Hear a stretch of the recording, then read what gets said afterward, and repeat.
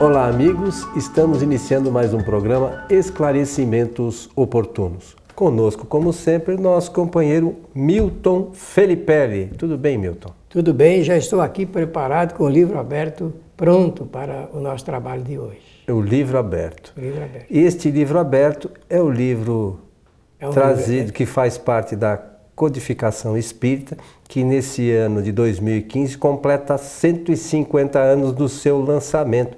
E é o livro O Céu e o Inferno, ou A Justiça Divina segundo o Espiritismo. Esse título dado por Allan Kardec, ele é muito importante. Mas antes eu queria pedir licença a você, como sempre faço, para saudar os nossos ouvintes e espectadores, desejando-lhes que os bons espíritos nos ajudem sempre. Meu amigo Milton, você é estudioso do Espiritismo há 50, quase 60 anos já. Sim, acho que 55, 1957, é um pouco mais de 50, quase 60 anos. Então, quando é que você é uma pessoa que tem uma memória privilegiada, quando é que você tomou conhecimento do livro O Céu e o Inferno? Você lembra? Mais ou menos, eu lembro porque o primeiro livro que me foi dado de presente foi o Evangelho segundo o Espiritismo. E logo em seguida, por necessidade, o livro dos Espíritos. Aí eu segui o roteiro traçado pelo meu orientador, grande amigo, Elias Dib, o livro dos Espíritos, o livro dos Médiuns. Aí voltei para reler o Evangelho segundo o Espiritismo e em seguida o Céu e o Inferno. Nós estamos falando de que ano?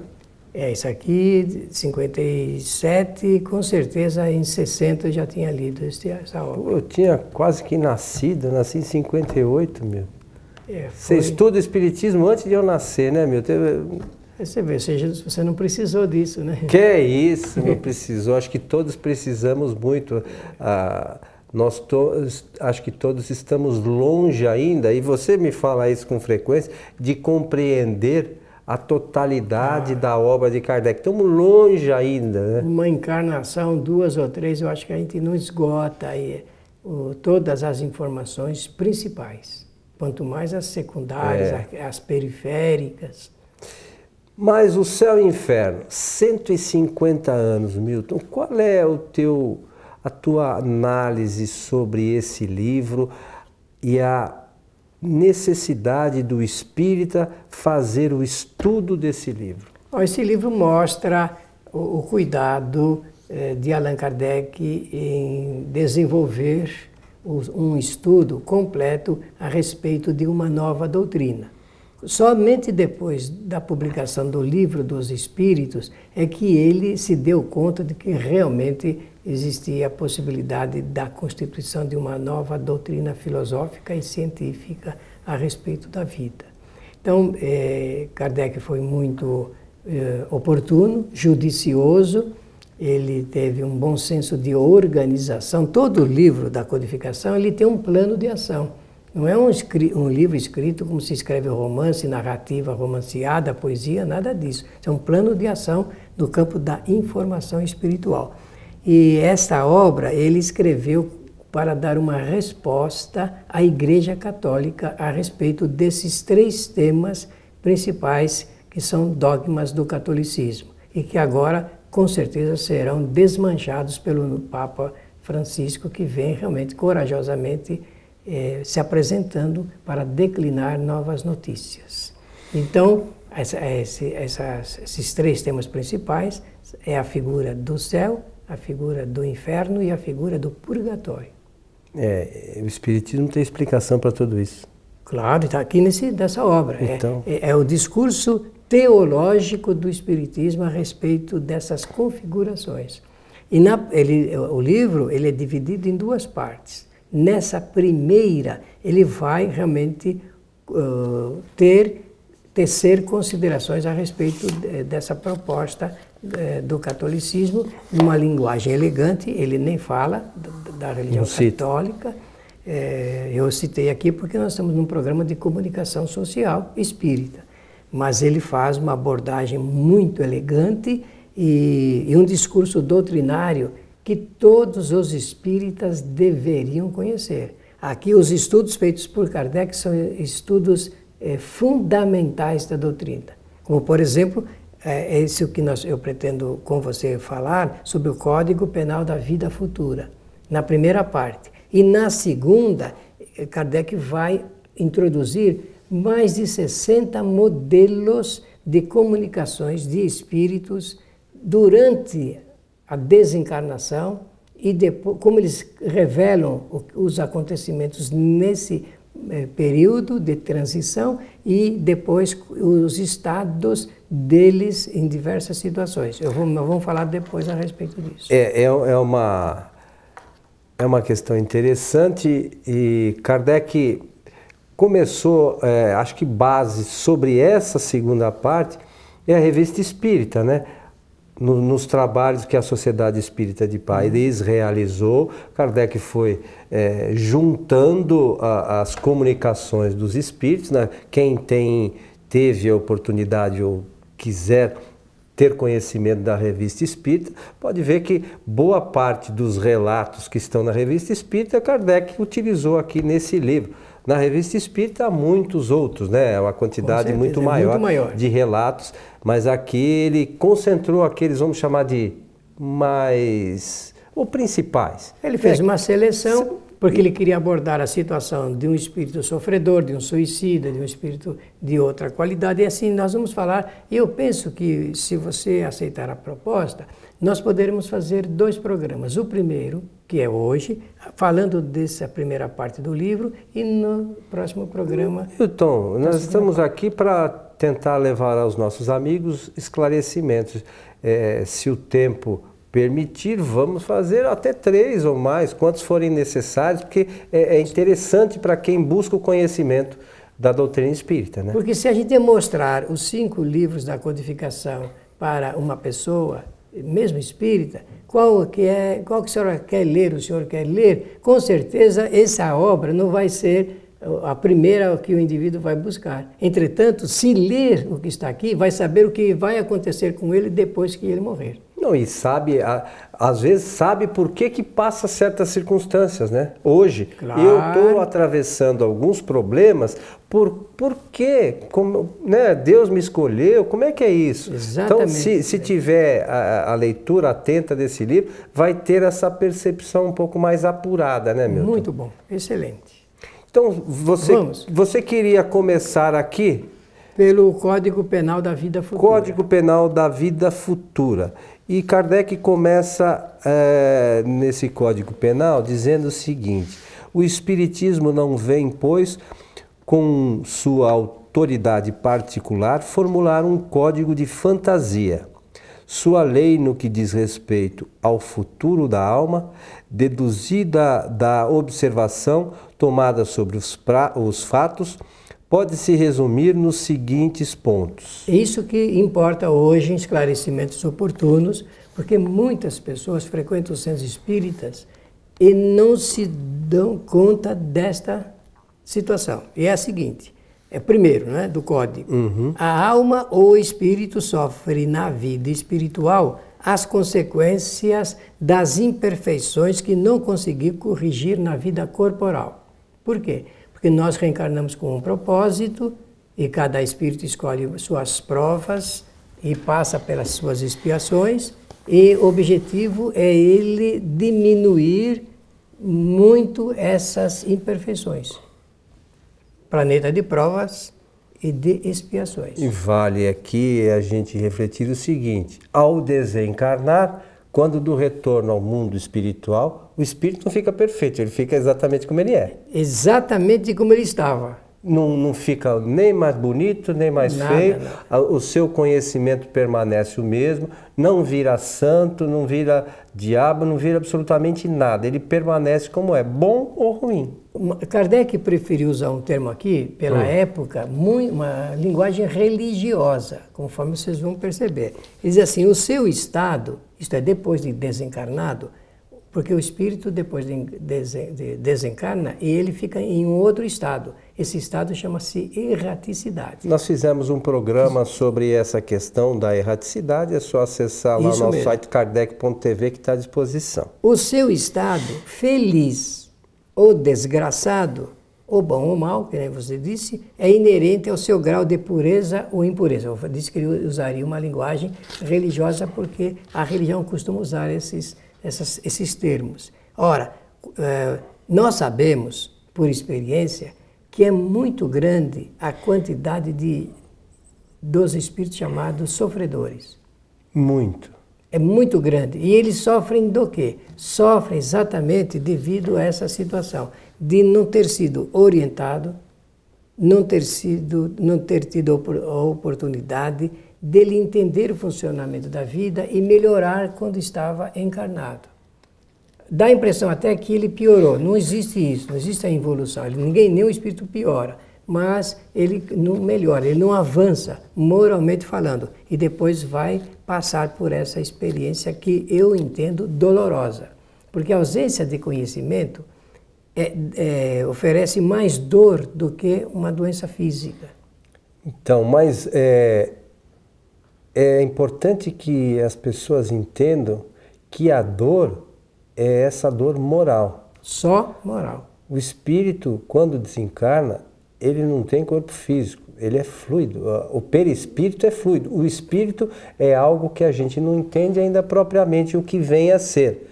Mas o perispírito é fluido. Quem quiser leia lá na Gênesis, capítulo 13. Parte do 11, 12, 13 e 14. Que aborda sobre fluidos, para entender o que é o corpo espiritual. Isso mesmo. Então, o espírito tem uma sensação dolorosa. E essa sensação está na correspondência de como ele viveu quando estava encarnado.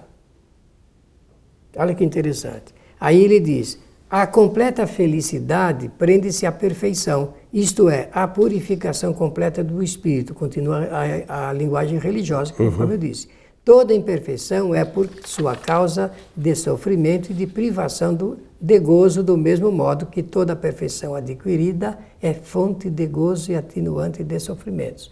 Conforme eu disse, o conhecimento ele dá um prazer para o espírito. Toda pessoa que conhece, ela está mais feliz, ela está prazerosamente vivendo. E a pessoa que não conhece vive mais dolorosamente. Mas você sabe, desculpe, só para fazer um comentário, existe um estudo, se não me falha a memória, realizado nos Estados Unidos, em que cientistas estavam buscando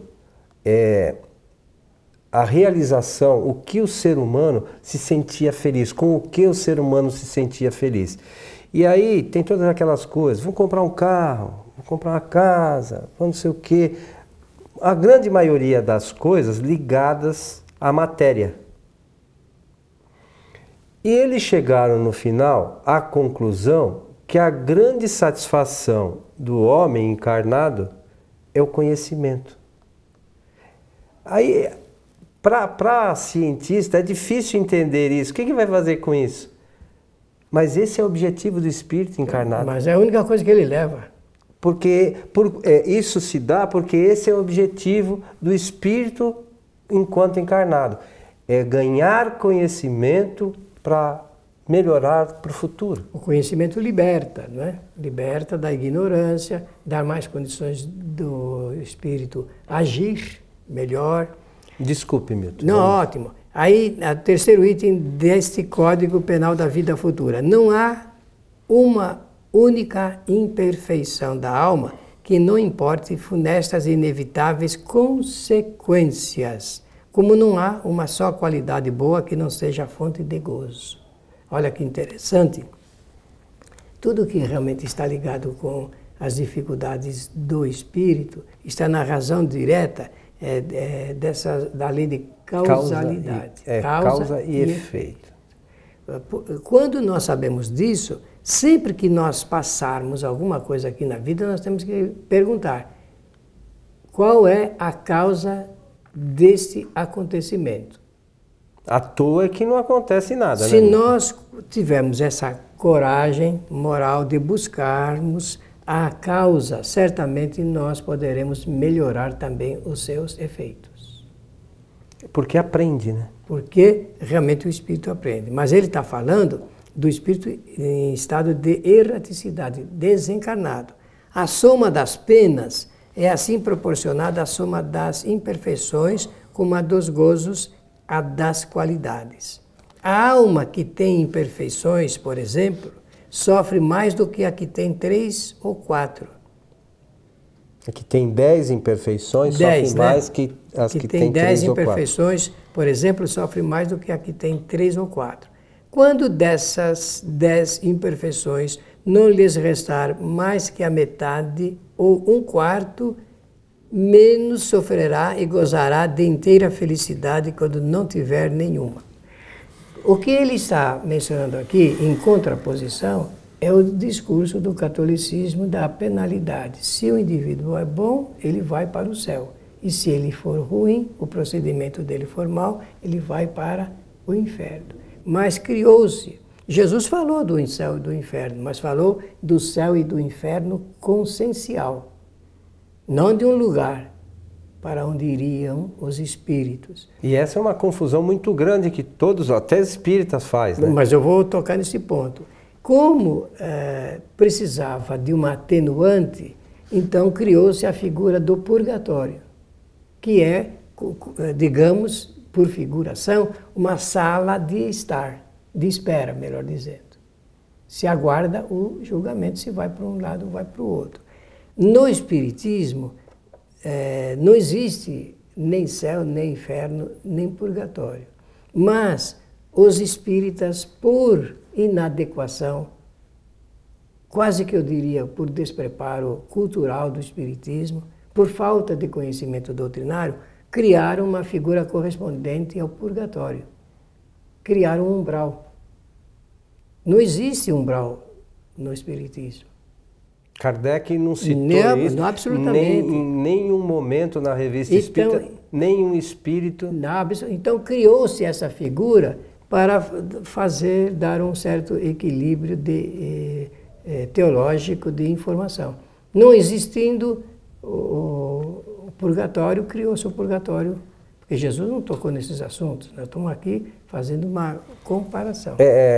Sobre essa questão de localização, eu quero aqui sugerir, se não me falha a memória, é a história de um danado, está na Revista Espírita, é muito de dezembro de 1868, se não me falha a memória, que conta lá, Kardec convidou esse espírito, fez lá a evocação desse espírito na Sociedade Espírita de Paris, para que viesse colocar lá, tem toda uma história de uma casa, enfim, que esse espírito estava envolvido, e ele lá conta a história do que aconteceu.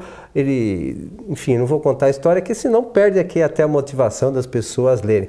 Mas é interessante que as pessoas busquem saber, o espírito desencarnou, ele não foi um espírito bom, vamos chamar assim. Para onde ele foi? Como você mencionou, não é o umbral que ele foi. Nenhum lugar, né? Em região nenhuma no espaço. Até porque na pergunta 1012... 11, 12 e 17. Kardec fala que não existe nenhum lugar circunscrito, né, no mundo espiritual. Então, leiam lá essa questão, chama O Danado. É bastante interessante porque esclarece uma série de questões, de onde o espírito vai, por que ficou lá, e está ligado àquilo que você falou, questões conscienciais. Quando me perguntam, olha, meu pai desencarnou, tem condições de você saber no seu centro para onde ele foi? Eu respondo, ele não foi, ele está. Só que depois precisa se falar doutrinariamente, aí depende da base doutrinária que a pessoa tem. Mas, conforme... Estamos chegando ao final aqui já do nosso programa. Eu vou encerrar, lembrando, porque não dá tempo, claro, de nós fazermos a leitura de todos os itens, né? Dos itens, dos artigos do Código, né? Penal. Então, no 10º, Kardec vai dizer, o espírito sofre, quer no mundo corporal, quer no mundo espiritual, a consequência das próprias imperfeições. Não existe penalidade, castigo, punição. Realmente, o tribunal é o tribunal da consciência do espírito. Nenhum outro espírito vai julgá-lo. É ele que vai perceber, fazer análise crítica da sua situação. É mais ou menos aquela coisa assim, quando a gente começa a tomar consciência da nossa vida, sabendo distinguir o certo do errado, quando a gente faz alguma coisa que a gente supõe ser meio errado, a gente fala, não devia ter feito aquilo, né? É esse o momento. Então a gente começa a tomar consciência, é esta dor, né, que o espírito tem de saber que errou. Não é nenhum outro tipo de sofrimento, é a consciência, vamos dizer assim, é uma palavra que o pessoal usa, é consciência pesada, né, Isso mesmo, não está errado isso. Então passa por essa reflexão, pelo remorso e em seguida entra na regeneração, na nova oportunidade. Ô Milton, nós nos comprometemos com os nossos amigos para a gente continuar então no nosso programa próximo a falar desse tema que nós falamos aqui muito pouco, né? Muito superficialmente. Mas vamos ler, né? A sugestão para a leitura é o capítulo As Penas Futuras segundo o Espiritismo, né? Capítulo 7º da primeira parte do livro O Céu e o Inferno. Fica a nossa sugestão de leitura. Obrigado e o nosso melhor desejo de que os bons espíritos nos ajudem sempre. Reforçamos sempre aqui o nosso convite para que aqueles que gostem das coisas relacionadas ao Espiritismo, que assistam a nossa palestra na Fraternidade, que nós transmitimos todas as sextas-feiras pelo nosso site tvfraternidade.com.br. Fica a sugestão, né, meu amigo Milton? E esperamos você que esteve conosco em nosso próximo programa. Um abraço a todos e até lá.